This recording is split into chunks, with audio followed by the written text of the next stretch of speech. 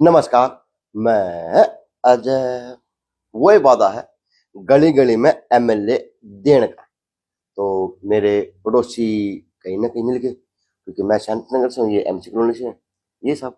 जी। तो पूरे शहर में एक चर्चा विषय बना हुआ कि विवेक बंसल, चाहे वो कोई दीवार हो, चाहे वो कोई पोस्टर ग्रुप में हो, चाहे कोई वो स्थान हो, चाहे वो कोई सौदा हो, वहां पे सिर्फ विवेक बंसल दिख रहा।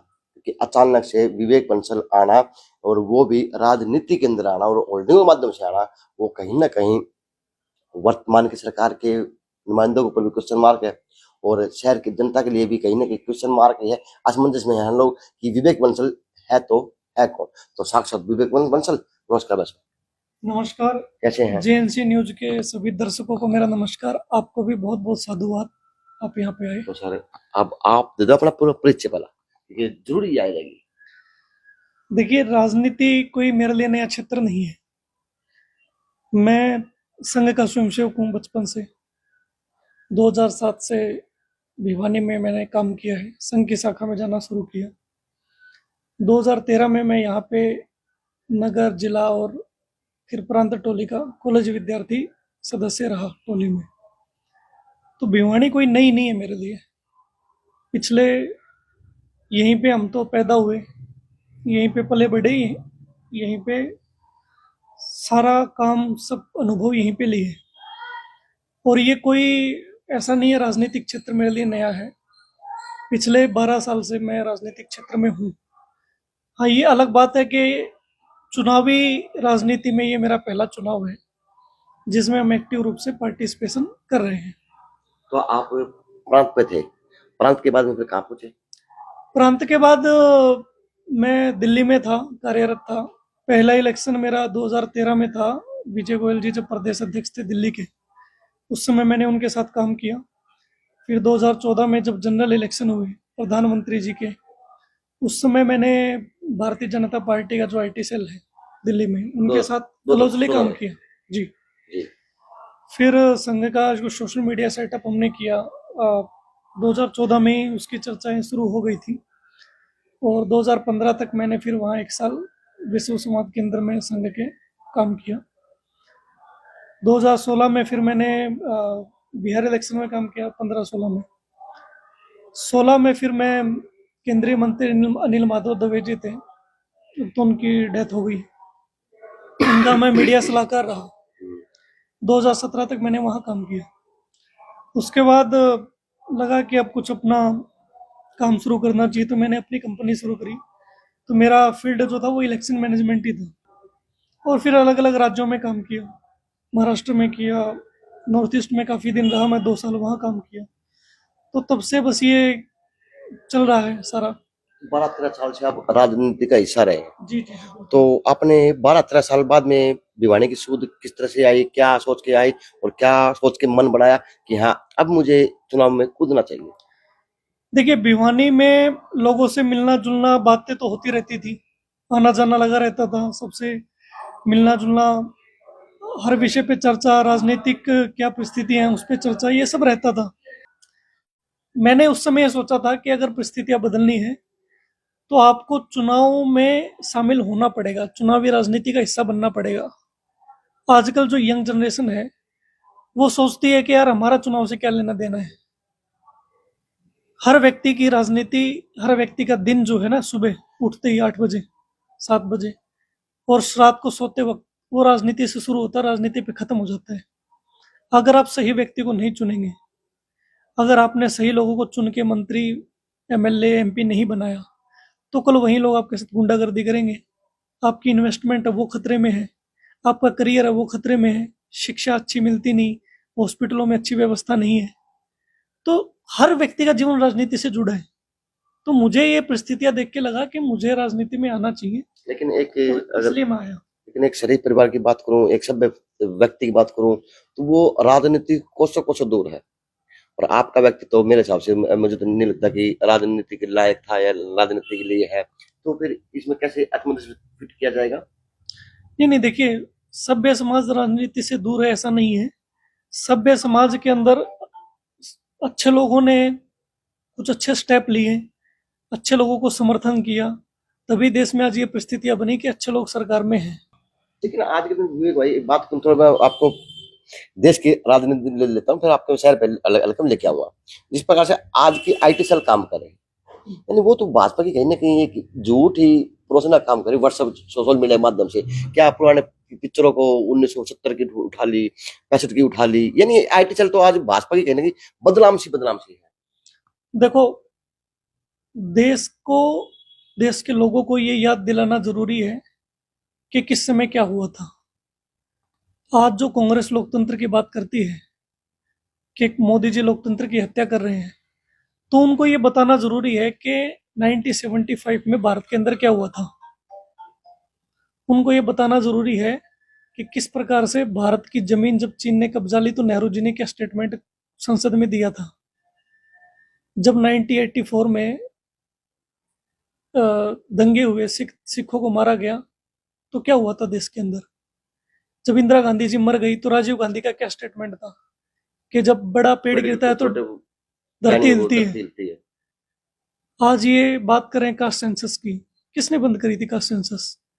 1951 में नेहरू जी ने। तब तो चुनाव भी नहीं होते थे, कॉन्स्टिट्यूएंट असेंबली थी। इंदिरा जी का क्या नारा था? जात पे ना पात पे, इंदिरा जी की बात पे, वोट पड़ेगा हाथ पे। ठीक है, तो तब वो सही थे या आज? विवेक भाई देश तो जा रहा चांद पे, और अब अभी तक हमारी सरकार है, हमारे देश के बड़े बड़े लीडर हैं, वो 1975 पे, 76 पे, 71 पे, 57 पे, 47 पे अटका हुआ है। वो चांद की बात करने बजाय वो गड़े मुर्दे उखाड़ उखाड़ के मुद्दे बना रहा। जिसको आगे बात करें विवेक भाई, आपके मोदी जी हैं, दूसरी बार तीसरी बार से टर्म योजना के अंदर है, पूरे देश के अंदर भाजपा सरकार है, चाहे प्रदेश की बात हो, हरियाणा की बात हो, चाहे देश की बात हो, लेकिन फिर भी सर आज मामला मसला वहीं का वहीं आके अटक क्वेश्चन मार्क पे। यानी 5 मुद्दे हैं, हिंदू मुस्लिम कर लो, जात पात खिला दो, या किसी और पुराने गड्ढे मुर्दे उखाड़ के वो दिखा दो, उस पर राजनीति। ये लोग कहने लगे अब। देखिए, जात पात की बात मोदी जी तो कर नहीं रहे। जब आप पूछते हो कि कितने ओबीसी मंत्री हैं जी, कितने एससी मिनिस्टर हैं जी, कितने एससी हैं जी, एसटी हैं जी, तो जब आप पूछते हो ना सवाल, तो उसका जवाब देना पड़ता है कि हमने सबका सम्मान किया है, सबको उनका हक दिया है। ये बातें मोदी जी नहीं कर रहे। हिंदू मुस्लिम तो देश में है ही। आज देश में दंगे कहाँ होते हैं? किस देश के क्षेत्र में दंगे हो रहे हैं, फसाद हो रहे हैं?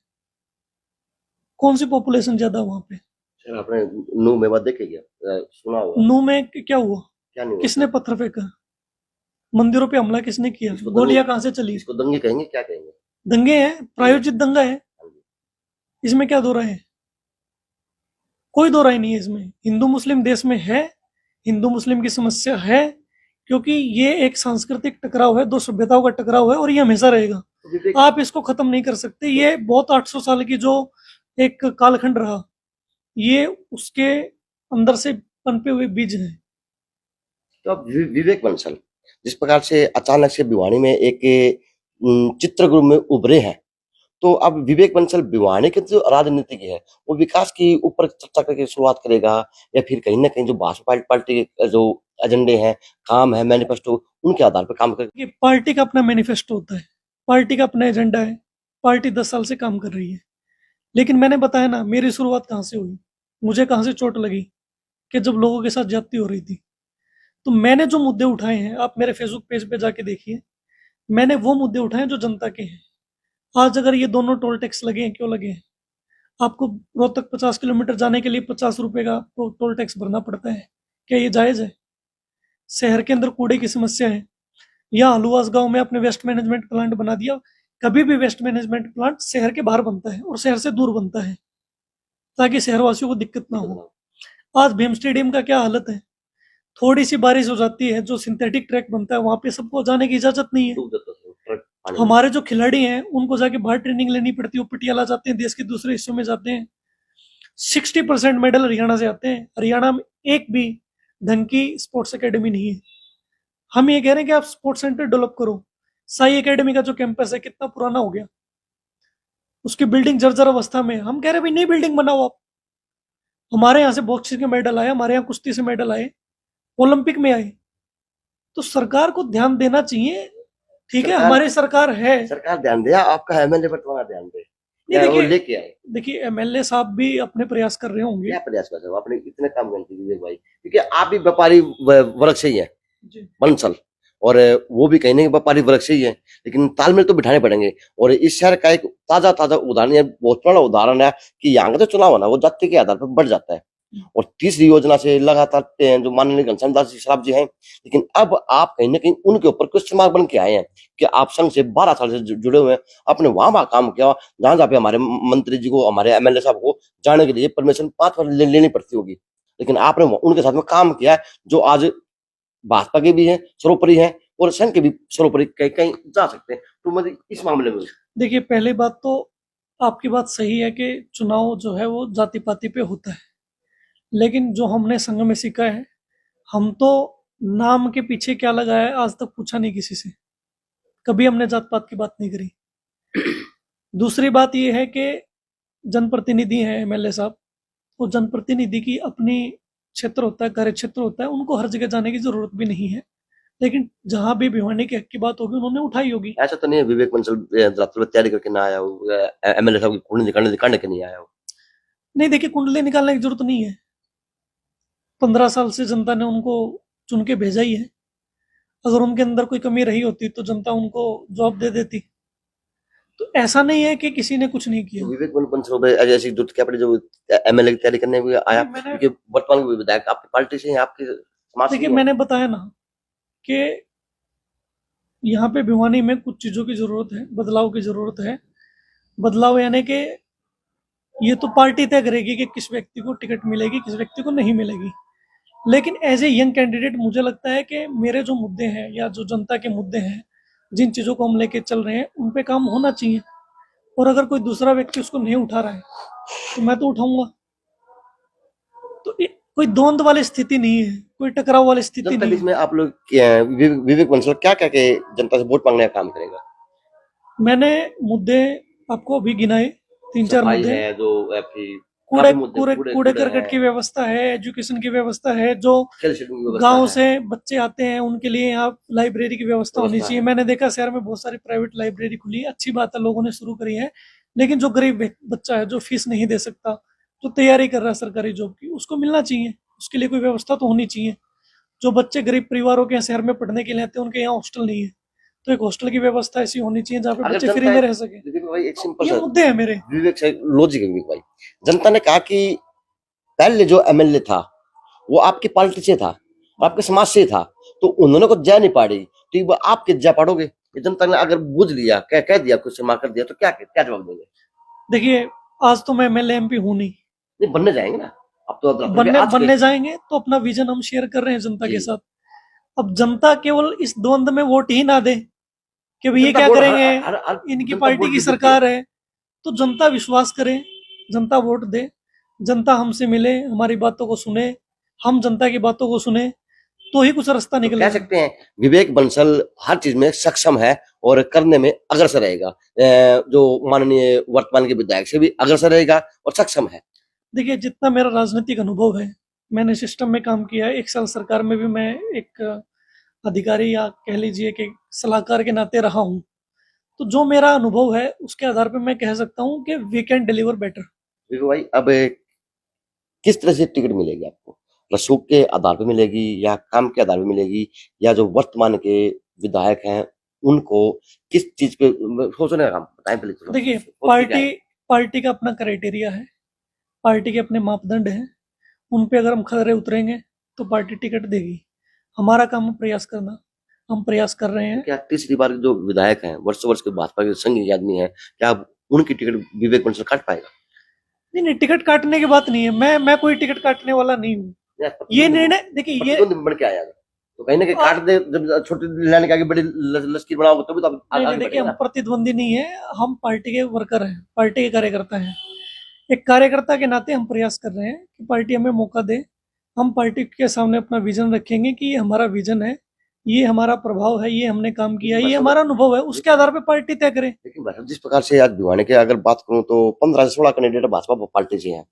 अब जिस प्रकार से उनकी तुलना करूं और आपकी तुलना करूं, तो चाहे मोदी साहब हो, चाहे राजनाथ साहब हो, चाहे आपके शिवराज चौहान जी हो, चाहे आपके गृह मंत्री अमित शाह जी हो, चाहे 1-2 मंत्री और हो, तो सर जिस प्रकार से आपके संपर्क है तो लगता नहीं कि उनको बैठ जाना चाहिए, आपके पीछे आ जाना चाहिए। नहीं ऐसा नहीं है, मैंने बताया ना, पार्टी का पार्लियामेंट्री बोर्ड है, उसके कुछ सदस्य हैं, पार्टी की कमेटी बनेगी, प्रदेश अध्यक्ष हैं, सीएम साहब हैं, बहुत सारे लोग हैं, स्टेक होल्डर्स हैं, पार्टी का एक प्रोसेस है। प्रमोशन तो करते हैं सर, सिफारिश तो करते हैं पार्टी में। नहीं ऐसा कोई सिफारिश के लिए मैं क्योंकि किसी के हमारे पास जो गया नहीं हूँ। जो वर्तमान के विधायक हैं घनश्याम दास जी, इनके जो राज्यपाल जी थे, वो हर बार चलती थी बातें चुनाव का। अपने तरीके से करता ही है, जी हम भी अपने तरीके से प्रयास करेंगे, माननीय विधायक जी जो अभी हैं वो भी अपने तरीके से करेंगे, और जो आप कह रहे हैं कि 16-17 लोग हैं, सब करेंगे। पार्टी का प्रत्येक कार्यकर्ता सक्षम है, हर किसी कोई चुनाव लड़ने में भी सक्षम है, हर किसी का अपना अनुभव भी है। अब ये निर्णय पार्टी का है कि वो किस आधार पर तय करती है, हमारा काम है प्रयास करना, तो हम प्रयास कर रहे हैं। लेकिन जिस प्रकार से अब मैं आपके पास आस जता के आया हूँ कि हमारे लिए एक नया शहर के लिए एमएलए आ रहा, जनता आपके पास फोन भी करती हुई, आपने होल्डिंगों के माध्यम से व्हाट्सएप नंबर दिया हुआ है, तो जनता आपके ऊपर आस जता रही है, तो आप जनता के आस पर कितना खरा उतना काम करें विवेक भाई, क्योंकि जनता आस के ऊपर जीवित है। देखिए, कभी आपको एमएलए जनता मान मिले और फिर आपको किसी प्रकार का ना नौकर हो जाए, फिर आपको किसी को पीछे खड़ा कर दिया जाए, पीछे खड़ा करने के बाद फिर उसके लिए वोट मांगो और वो 15 साल तक कुछ ना कर पाए, फिर वो अगली बार भी के लिए वो कर दे, तो थोड़ा उसके लिए बताए ना। देखिए, भविष्यवाणियां तो कोई नहीं कर सकता कि भविष्य में क्या होगा।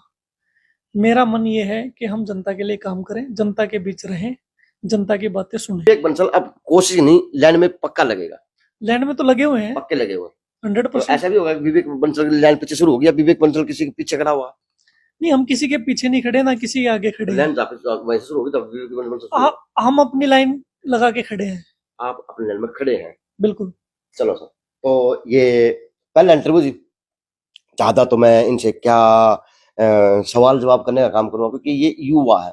अब इनकी भिवानी के प्रति, इस हल्के के प्रति एक जागृति कहूँ या मन के अंदर भाव कहूँ कि इस हल्के के अंदर में ये जो नेता है, मंत्री हैं, अधिकारी हैं, वो कर सकते हैं, लेकिन असमंजस में रहा, क्यों नहीं हुआ, किस तरह से नहीं हुआ, क्या कारण रहे, वो तो जी पार्टी के अंदरूनी मामले। लेकिन ये है कि अब कहीं ना कहीं इस एमएलए की दौड़ में विवेक बंसल पूरी भागीदारी निभाते हुए देखे जाएंगे 2024 के विधानसभा चुनाव भिवानी के विधानसभा के लिए।